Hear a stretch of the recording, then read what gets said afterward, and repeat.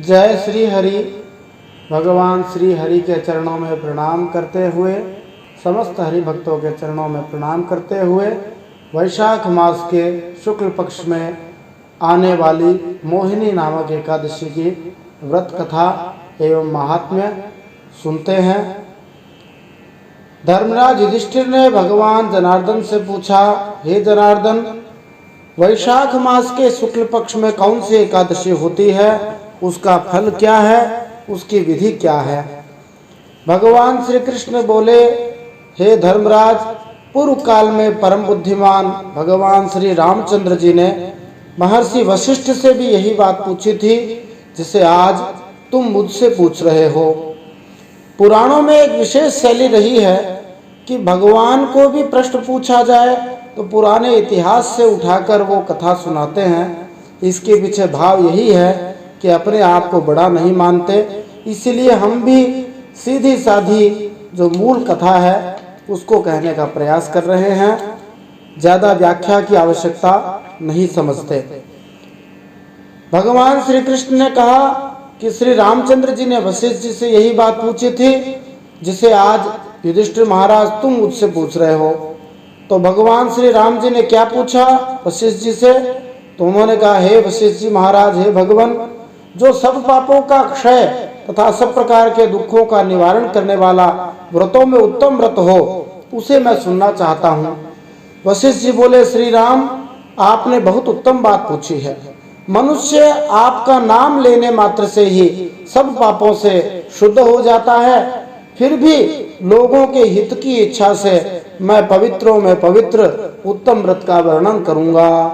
वैशाख मास के शुक्ल पक्ष में जो एकादशी होती है उसका नाम मोहिनी है। वह सब पापों को हरने वाली और उत्तम है। उस व्रत के प्रभाव से मनुष्य मोहजाल तथा पातक समूह से छुटकारा पा जाते हैं। सरस्वती नदी के रमणीय तट पर भद्रावती नाम की एक सुंदर नगरी है। वहां धृतिमान नामक राजा, जो चंद्रवंश में उत्पन्न हुए और सत्य प्रतिज्ञ थे, राज्य करते थे। उसी नगरी में एक वैश्य रहता था जो धन धान्य से परिपूर्ण और समृद्धशाली था। उसका नाम था धनपाल। सदा पुण्य कर्म में ही लगा रहता था। दूसरों के लिए पौंसला, कुआं, मठ, बगीचा, पोखरा और घर बनवाया करता था।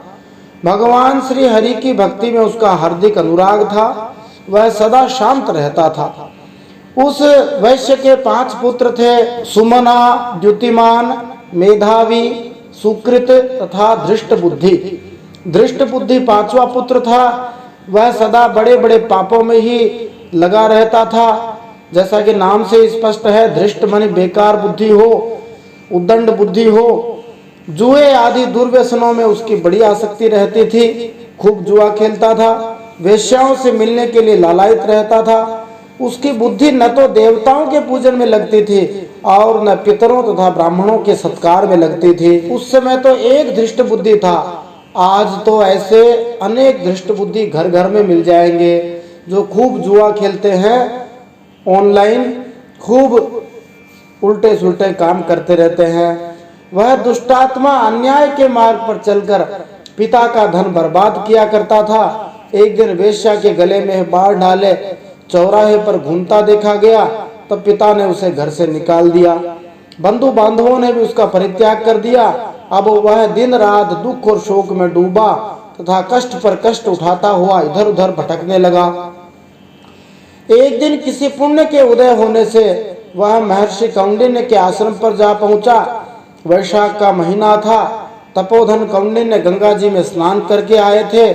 धृष्ट बुद्धि शोक के भार से पीड़ित हो मुनिवर कौंडिन्य के पास गया और हाथ जोड़कर बोला, हे ब्राह्मण, हे द्विजश्रेष्ठ, मुझ पर दया करके कोई ऐसा व्रत बताइए जिसके पुण्य के प्रभाव से मेरी मुक्ति हो जाए।